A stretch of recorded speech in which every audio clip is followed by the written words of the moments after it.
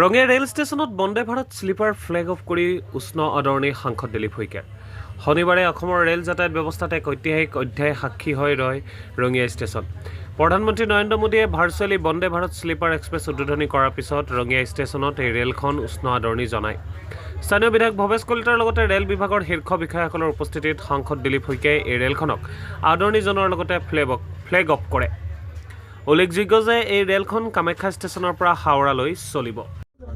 সমগ্ৰ দেশৰ বাবে আৰু অসমৰ বাবে আৰু বিশেষভাৱে ৰঙিয়াৰ বাবে অত্যন্ত এটা আনন্দৰ দিন, বিশেষকৈ ৰেল যাত্ৰীসকলৰ বাবে যে আজি সমগ্ৰ দেশত বন্দে ভাৰত স্লিপাৰ যি ট্ৰেইন, সেই ট্ৰেইনৰ আজি শুভাৰম্ভণি কৰিছে দেশৰ যশস্বী প্ৰধানমন্ত্ৰী নৰেন্দ্ৰ মোদী ডাঙৰীয়াই। আৰু ইতিমধ্যে কামাখ্যা ষ্টেচনৰ পৰা মুখ্যমন্ত্ৰী ডক্টৰ হিমন্ত বিশ্ব শৰ্মা ডাঙৰীয়াই নামনি মোৱা কামাখ্যা ষ্টেচনৰ পৰা আমাৰ হাওৰালৈকে বন্দে ভাৰত এক্সপ্ৰেছ স্লিপাৰ ট্ৰেইনৰ শুভাৰম্ভণি কৰিছে।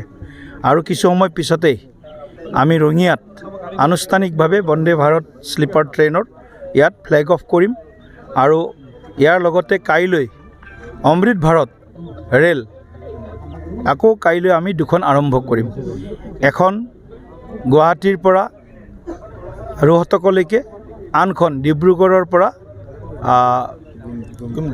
গুমটি ষ্টেচনলৈকে, গুমটি নগৰলৈকে, অৰ্থাৎ উত্তৰ প্ৰদেশলৈকে, এখন হাৰিয়ানালৈকে, এখন দিল্লী হৈ, এখন লক্ষ্ণৌ হৈ, অযোধ্যা হৈ।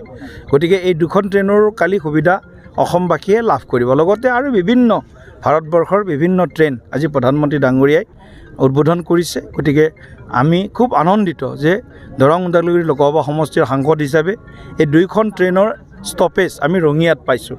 গতিকে আমাৰ উত্তৰ অসমৰ বা কামৰূপেই হওক, নলবাৰীয়ে হওক, তামোলপুৰেই হওক, ওদালগুৰিয়ে হওক, বৰপেটাই হওক, ওচৰ পাজৰৰ জিলাবিলাকৰ সকলোৱে ৰঙিয়াৰ পৰা বন্দে ভাৰত ট্ৰেইনত আৰু অমৃত ভাৰত ট্ৰেইনত উঠিব পাৰিব। ইতিমধ্যে ৰাজধানী, তিনিখন ৰাজধানী ৰখাৰ ব্যৱস্থা আছে।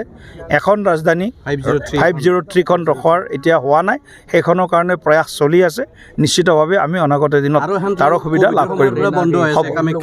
সেইখিনিও হ'ব, এইখিনিও হ'ব চব ৰঙিয়াত। অকলতো আৰু সকলো কথা ৰঙিয়াত নহয়, কাৰণ অকল ৰঙিয়াই নহয় মোৰ সমষ্টি একেবাৰে বাঢ়িব। অমৃত ভাৰত ষ্টেচনৰ অণ্ডাৰত এইটো নিৰ্মাণ কাৰ্য চলি আছে, বাঢ়িব।